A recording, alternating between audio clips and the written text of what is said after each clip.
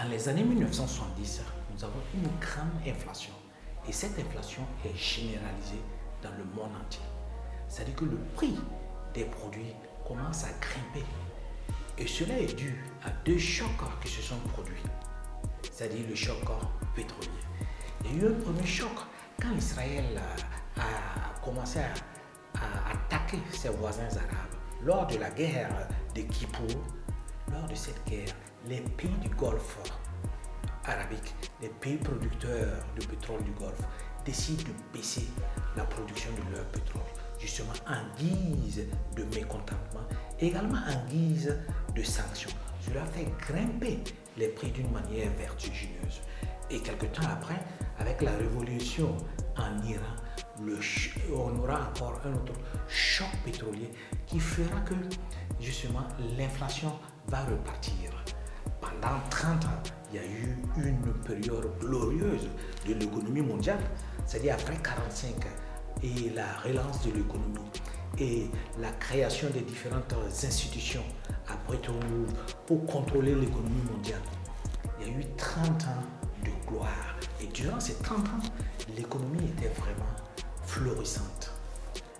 En 1971, le président américain à l'époque, qui était Nixon décide d'abolir la convertibilité du dollar par rapport à l'or.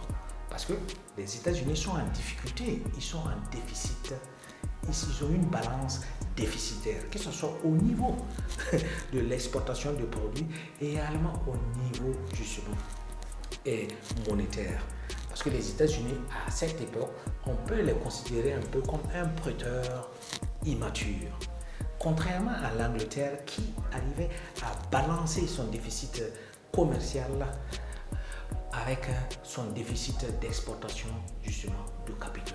Et les États-Unis avaient deux déficits. Ils avaient un déficit au niveau commercial et également un déficit au niveau de l'exportation des différents capitaux. Autour des années 70, nous avons ce grand choc. Mais au même moment, il y a 4 dragons qui naissent, c'est-à-dire les dragons asiatiques. Le Japon, la Chine, le Taïwan et même la Corée du Sud. Le Japon, par exemple, en 1945, qui a été dévasté, au bout de quelques décennies, devient le numéro 2 de l'économie mondiale. C'est-à-dire que dans cette zone du monde, en Asie de l'Est, l'économie est très florissante et tout marche bien. La division internationale du travail change parce que cette partie du monde devient justement la partie qui produit pour le reste du monde. Parce qu'on se rendit tout simplement compte que le marché intérieur ne suffisait pas pour faire relancer l'économie. Il fallait en plus un marché extérieur très dynamique. C'est ce que ces dragons font. Ils exportent beaucoup de produits vers justement les autres pays. En 1972, par exemple, dans une configuration un peu délicate du monde, parce que les deux blocs vraiment étaient opposés.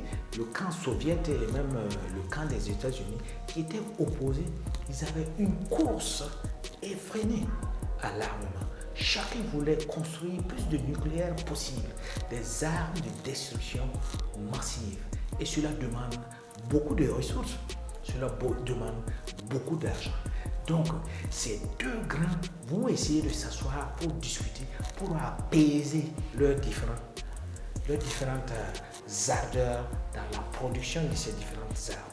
C'est au même moment que Nixon, le président américain, profite d'un froid qui existe entre Moscou et la Chine pour rendre visite à Mao. Et cette visite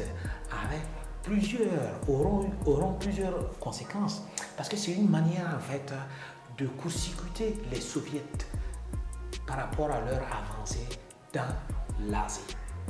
Et également, c'était une manière, la Chine voulait en retour être reconnue officiellement par les États-Unis. Et l'Assemblée va décider de retirer la reconnaissance de Taïwan et de la donner à la Chine comme le seul gouvernement légitime de la Chine.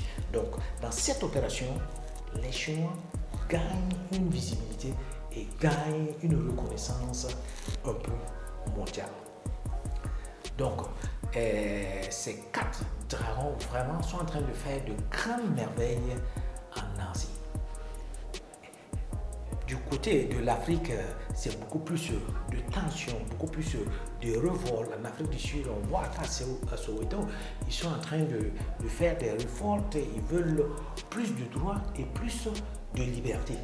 Et l'OMC même reconnaît dans les années 95 que 42% de la production est destinée uniquement à une consommation extérieure. Donc, le marché intérieur seul ne peut pas être le moteur de croissance des différentes économies. Les économies qui ont eu beaucoup plus de difficultés dans cette période, c'était les économies qui étaient beaucoup plus retournées vers elles-mêmes.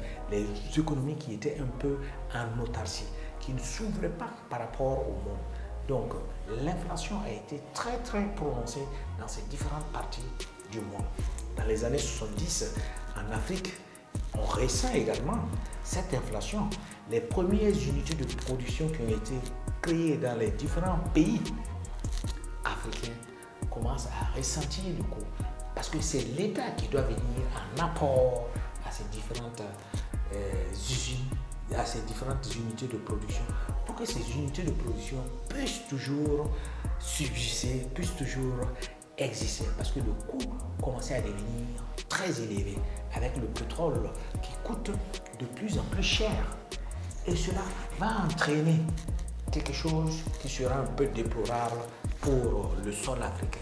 C'est-à-dire que Bretton Woods, ils vont commencer à appliquer ce qu'on va appeler ces différents programmes d'ajustement structurel.